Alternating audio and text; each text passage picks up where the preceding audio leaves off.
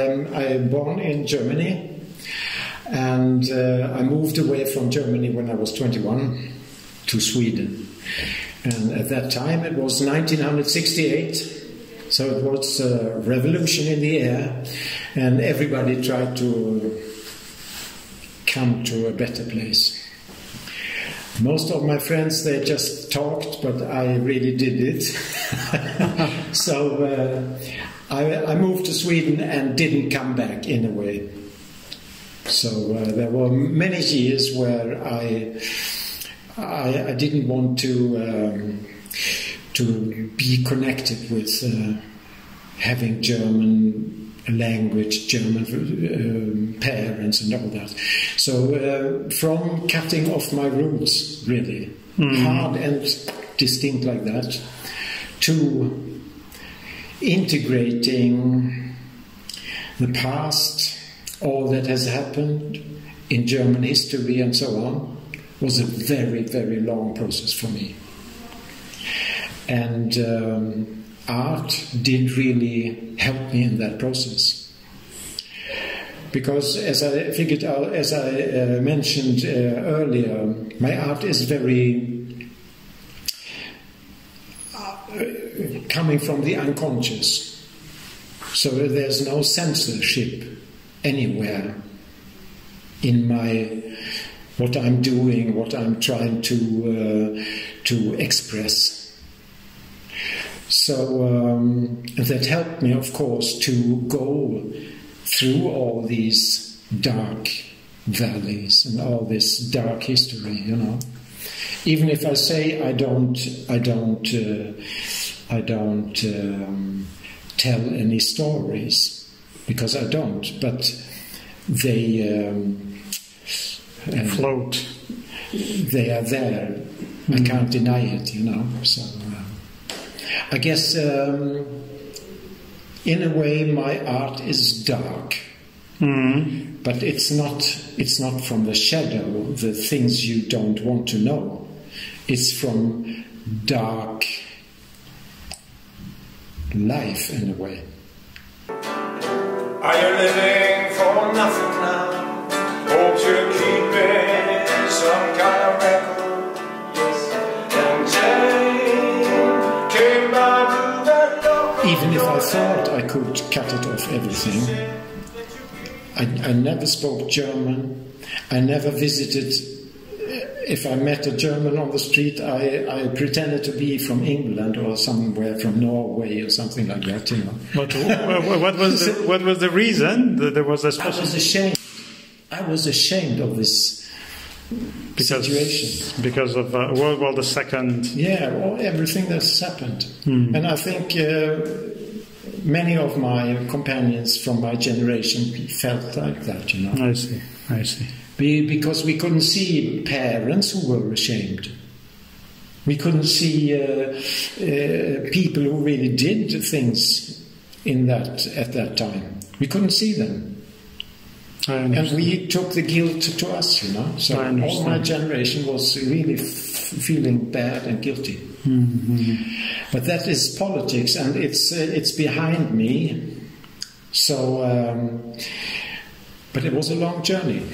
Well, when I went to the art academy in Gothenburg, I studied, of course, bodies and painting materials, different materials, and so on, and composition and color, all that. Color theory, color theory, and all that, and it helped me to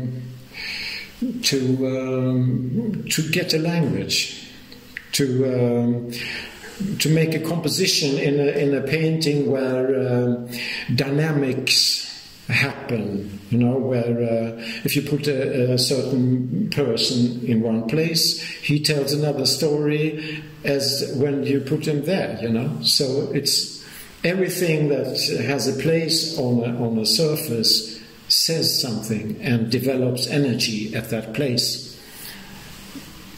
So when I became an abstract painter,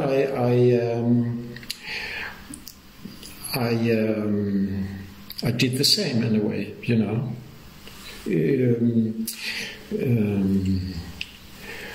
Moving energies, you could say. Moving energies. And when I paint, I try as long as I can to be not controlling, unconscious, and just doing, you know. Sometimes I turn my back to do something and look well.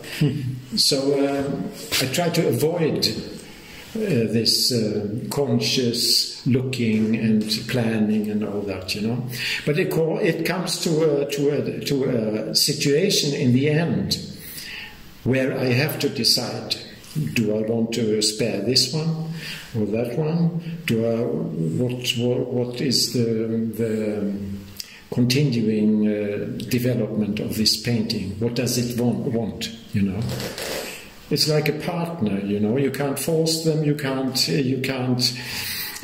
dominate them. You have to listen like that, you know. So there are paintings. They are even meaningless to me. So I don't like them. And I don't want them, you know. They have to attract me. But they are there. Yes, maybe next time they get a kick in the ass or something. You know? Some paintings can be there for years, and then I see, hey, you. And again, well, it's nice to be here and nice to be a part of this. But I have to be honest. I have concentrated on myself to be with Florian, doing the music and so on. And of course, I'm glad that I'm here and I'm part of this exhibition. How about your general experience with Pashmin art during the years? It has been very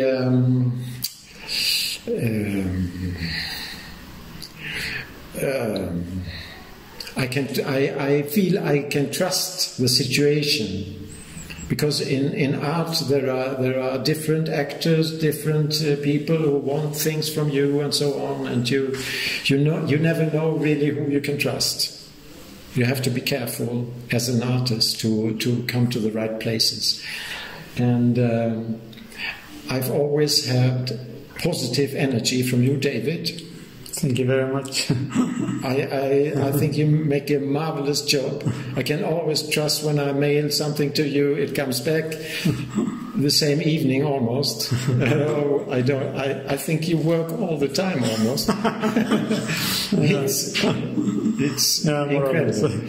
So, and of course, I was in Peking 2 years ago, I guess it was, and it was a great experience for me because I'd never been to China, and to see the country and all these friendly people and who are watching you and interested in what you are doing, where you come from, and so on. You know, so it was great.